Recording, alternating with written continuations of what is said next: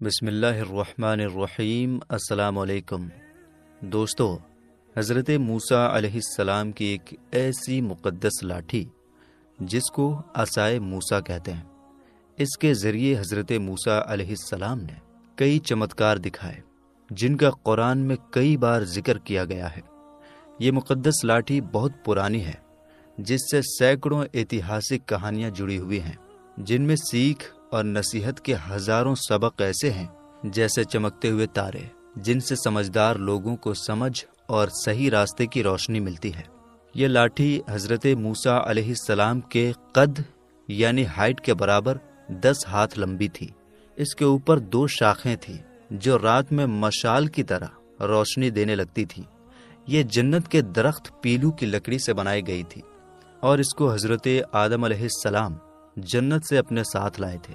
چنانچہ حضرت سید علی اجہوری علیہ الرحمہ نے فرمایا کہ جس کا ترجمہ ہے، حضرت آدم علیہ السلام کے ساتھ عود خوشبودار لکڑی، حضرت موسیٰ علیہ السلام کا عصا جو عزت والی پیلو کی لکڑی کا تھا، انجیر کی پتیاں، حجر اسود جو مکہ شریف میں ہے، اور نبی معظم حضرت سلیمان علیہ السلام کی انگوٹھی، یہ 5 چیزیں جنت سے اتاری گئی۔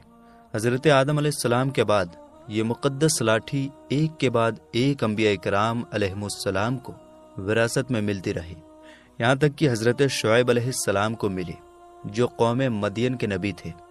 جب حضرت موسیٰ علیہ السلام مصر سے ہجرت کر کے مدین پہنچے تو حضرت شعیب علیہ السلام نے اپنی بیٹی حضرت بی بی صفورہ رضی اللہ تعالی عنہا کا نکاح آپ سے کر دیا۔ آپ 10 سال تک حضرت شعیب علیہ السلام کی خدمت میں رہے اور ان کی بکریاں چراتے رہے۔ اس وقت اللہ تعالیٰ کے حکم کے مطابق حضرت شعیب علیہ السلام نے آپ کو یہ مقدس لاٹھی عطا کی۔ پھر جب آپ اپنی بیوی کو ساتھ لے کر مدین سے مصر اپنے وطن کی طرف روانہ ہوئے اور مقدس وادی طویٰ میں پہنچے تو اللہ تعالیٰ نے اپنی تجلی سے آپ کو نوازا اور آپ کو نبوت، پیغمبری کا اونچا مقام عطا کیا۔ اس وقت اللہ تعالیٰ نے آپ سے جس طرح کلام فرمایا، قرآن مجید نے اس کو اس طرح بیان فرمایا کہ جس کا ترجمہ ہے، اور یہ تیرے داہنے ہاتھ میں کیا ہے اے موسیٰ؟ عرض کی، یہ میرا عصا ہے، میں اس پر تکیہ ٹیک و سہارا لگاتا ہوں اور اس سے اپنی بکریوں پر پتے جھاڑتا ہوں، اور میرے اس میں اور کام ہیں۔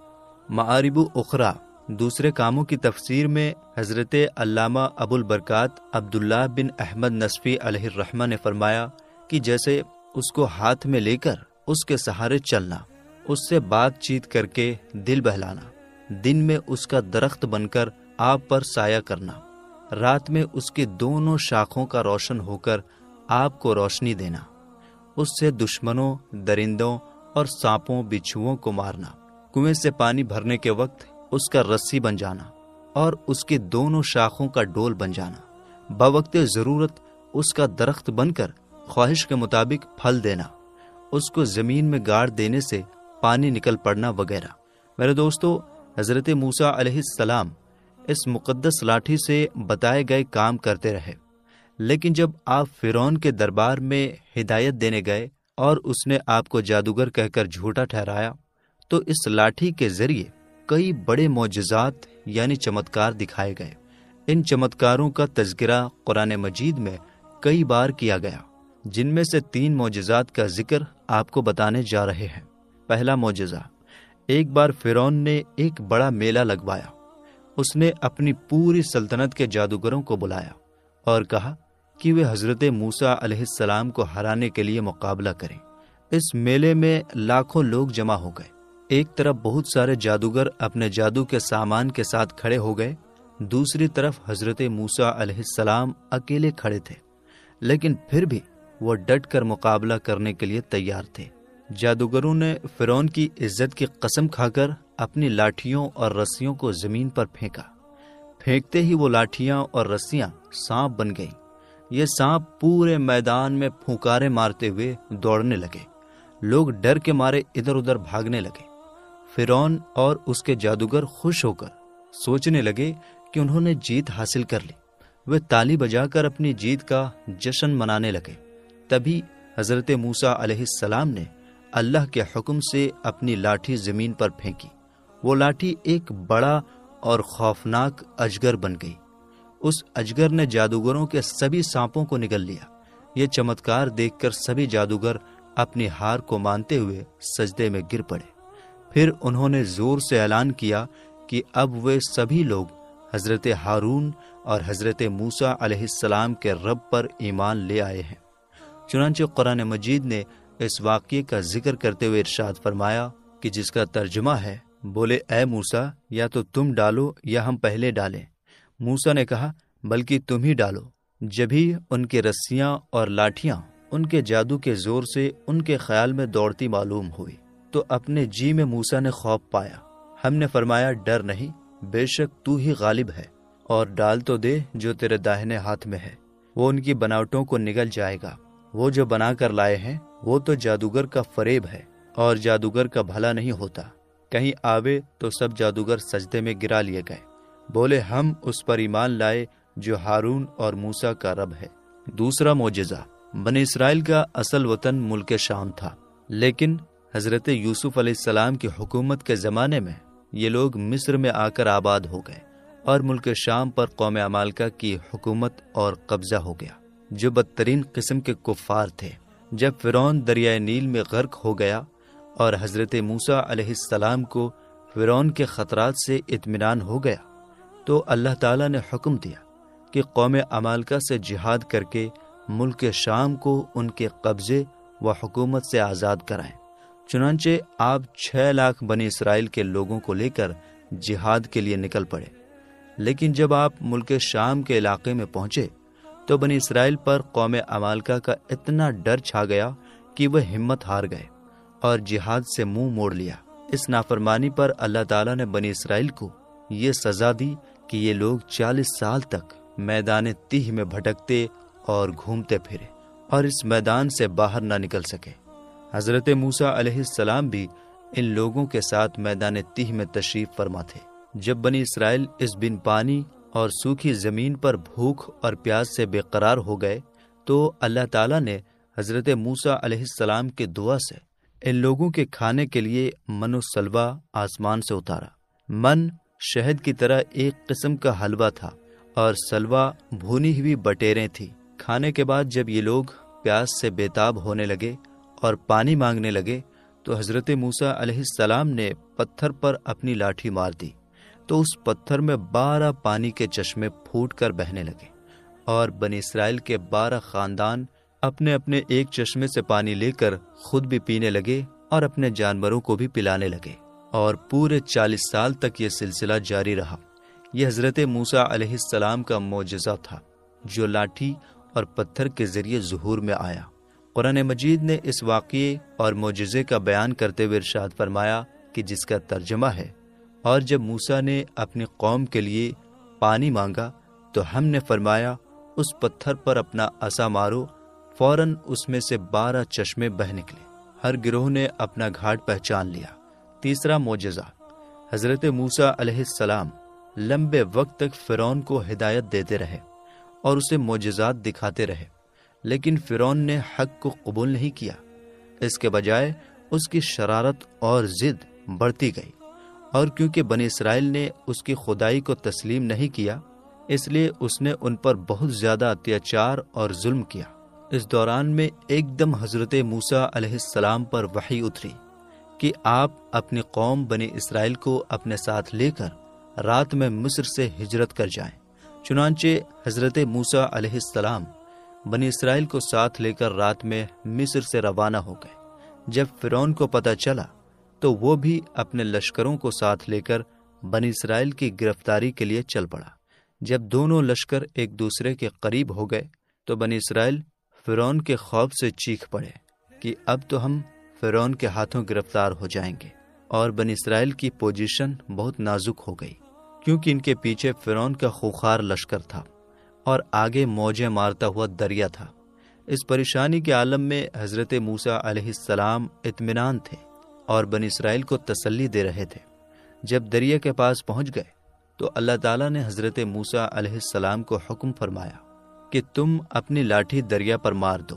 چنانچہ جو ہی آپ نے دریا پر لاٹھی ماری تو فوراً ہی دریا میں 12 سڑکیں بن گئی، اور بنی اسرائیل ان سڑکوں پر چل کر سلامتی کے ساتھ دریا سے پار نکل گئے۔ فرعون جب دریا کے قریب پہنچا اور اس نے دریا کی سڑکوں کو دیکھا تو وہ بھی اپنے لشکروں کے ساتھ ان سڑکوں پر چل پڑا، مگر جب فرعون اور اس کا لشکر دریا کے بیچ میں پہنچا تو اچانک دریا موجیں مارنے لگا اور سب سڑکیں ختم ہو گئی، اور فرعون اپنے لشکروں سمیت دریا میں غرق ہو گیا۔ اس واقعے کو قرآن مجید نے اس طرح بیان فرمایا ہے کہ جس کا ترجمہ ہے، پھر جب آمنا سامنا ہوا دونوں گروہوں کا، موسیٰ والوں نے کہا ہم کو انہوں نے آ لیا۔ موسیٰ نے فرمایا یوں نہیں، بے شک میرا رب میرے ساتھ ہے، وہ مجھے اب راہ دیتا ہے۔ تو ہم نے موسیٰ کو وحی فرمائی کہ دریا پر اپنا عصا مار، تو جبھی دریا پھٹ گیا تو ہر حصہ ہو گیا جیسے بڑا پہاڑ، اور وہاں قریب لائے ہم دوسروں کو، اور ہم نے بچا لیا موسیٰ اور اس کے سب ساتھ والوں کو، پھر دوسروں کو ڈبو دیا۔ بے شک اس میں ضرور نشانی ہے، اور ان میں اکثر مسلمان نہ تھے۔ یہ حضرت موسیٰ علیہ السلام کی پاک لاٹھی کے ذریعے ہونے والے 3 بڑے معجزات ہیں، جنہیں قرآن پاک نے کئی بار بتایا ہے تاکہ لوگ ان سے سیکھیں اور ہدایت حاصل کریں۔ واللہ تعالی عالم۔ دوڑنے والا پتھر، یہ 1 ہاتھ لمبا اور 1 ہاتھ چوڑا چوکور پتھر تھا جو ہمیشہ حضرت موسیٰ علیہ السلام کے جھولے میں رہتا تھا۔ اس پاک پتھر کے ذریعے حضرت موسیٰ علیہ السلام کے 2 چمتکار دکھائی دیے جن کا ذکر قرآن میں بھی کیا گیا ہے۔ پہلا معجزہ، اس پتھر کا پہلا عجیب کارنامہ جو اصل میں حضرت موسیٰ علیہ السلام کا معجزہ تھا، وہ اس پتھر کا سمجھداری سے لمبی دوڑنا ہے، اور یہی معجزہ اس پتھر کے ملنے کی تاریخ ہے۔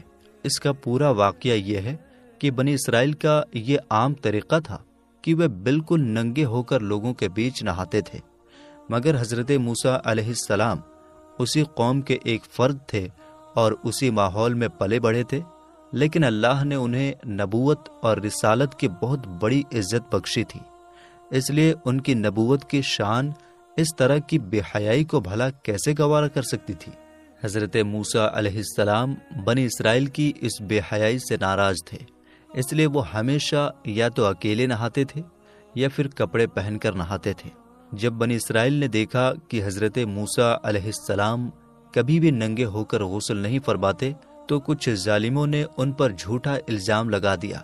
ان کا کہنا تھا کہ حضرت موسیٰ علیہ السلام کے بدن پر کوئی سفید داغ یا ایسی کوئی خامی ہے جسے وہ چھپاتے ہیں، اس لیے وہ کبھی برہنہ نہیں ہوتے۔ اس جھوٹے الزام کا اتنا پرچار کیا گیا کہ یہ بات ہر گلی اور بازار میں پھیل گئی۔ اس جھوٹی بدنامی سے حضرت موسیٰ علیہ السلام کو بہت دکھ ہوا اور وہ بہت پریشان ہو گئے، لیکن اللہ تعالیٰ اپنے پیارے پیغمبر کے اس دکھ کو کیسے گوارا فرماتا؟ اللہ کو یہ کیسے پسند آتا کہ اس کے ایک مبارک رسول پر کوئی جھوٹا الزام لگائے؟ خدا نے حضرت موسیٰ علیہ السلام کی پاکی کو ثابت کرنے کا ایسا طریقہ بنا دیا کہ تھوڑی ہی دیر میں بنی اسرائیل کے جھوٹے الزام اور شک و شبہات دور ہو گئے، اور حضرت موسیٰ علیہ السلام کی پاکی اتنی صاف اور روشن ہو گئی کہ وہ سورج سے بھی زیادہ چمکنے لگی۔ ہوا کچھ ایسا کہ ایک دن حضرت موسیٰ علیہ السلام پہاڑوں کے بیچ چھپے ہوئے پانی کے ایک چشمے کے پاس نہانے کے لیے گئے۔ وہاں انہوں نے دیکھا کہ آس پاس کوئی انسان نہیں تھا۔ آپ اپنے تمام کپڑوں کو ایک پتھر پر رکھ کر اور بالکل برہنہ بدن ہو کر غسل فرمانے لگے۔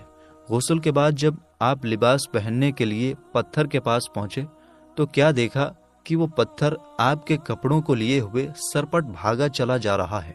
یہ دیکھ کر حضرت موسیٰ علیہ السلام بھی اس پتھر کے پیچھے پیچھے دوڑنے لگے کہ یعنی اے پتھر میرا کپڑا، اے پتھر میرا کپڑا، مگر یہ پتھر برابر بھاگتا رہا، یہاں تک کہ شہر کی بڑی بڑی سڑکوں سے گزرتا ہوا گلی کوچوں میں پہنچ گیا، اور آپ بھی برہنہ بدن ہونے کی حالت میں برابر پتھر کو دوڑاتے چلے گئے۔ اس طرح بنی اسرائیل کے ہر چھوٹے بڑے نے اپنی آنکھوں سے دیکھ لیا کہ سر سے پاؤں تک آپ کے مقدس بدن میں کہیں بھی کوئی عیب نہیں ہے، بلکہ آپ کے جسم اقدس کا ہر حصہ حسن و جمال میں اس قدر نقطۂ کمال کو پہنچا ہوا ہے کہ عام انسانوں میں اس کی مثال تقریباً محال ہے۔ چنانچہ بنی اسرائیل کے ہر فرد کی زبان پر یہی جملہ تھا کہ یعنی خدا کی قسم موسیٰ بالکل ہی بے عیب ہیں۔ جب اس پتھر نے پوری طرح سے حضرت موسیٰ علیہ السلام کی پاکی کا اعلان کر دیا تو وہ خود بخود رک گیا۔ پھر آپ علیہ السلام نے جلدی سے اپنا لباس پہنا اور اس پتھر کو اٹھا کر اپنے جھولے میں رکھ لیا۔ اللہ تعالیٰ نے اس واقعے کا ذکر قرآن مجید میں اس طرح بیان فرمایا کہ جس کا ترجمہ ہے، اے ایمان والو، ان جیسے نہ ہونا جنہوں نے موسیٰ کو ستایا، تو اللہ نے اسے بری فرما دیا اس بات سے جو انہوں نے کہی، اور موسیٰ اللہ کے ہاں آبرو والا ہے۔ دوسرا معجزہ، میدان تیہ میں اسی پتھر پر حضرت موسیٰ علیہ السلام نے اپنی لاٹھی مار دیا تھا تو اس میں سے 12 پانی کے چشمے جاری ہو گئے تھے، جس کے پانی کو 40 سال تک بنی اسرائیل میدان تیہ میں استعمال کرتے رہے، جس کا پورا واقعہ ہم نے آپ کو پہلے ہی بتا دیا۔ میرے دوستو، ہم امید کرتے ہیں کہ آج کی ہماری یہ ویڈیو آپ کو بے حد پسند آئی ہوگی۔ ویڈیو پسند آئی ہو تو لائک اور شیئر کیجیے۔ ملیں گے انشاءاللہ تعالیٰ ایک نئی ویڈیو کے ساتھ۔ السلام علیکم، اللہ حافظ۔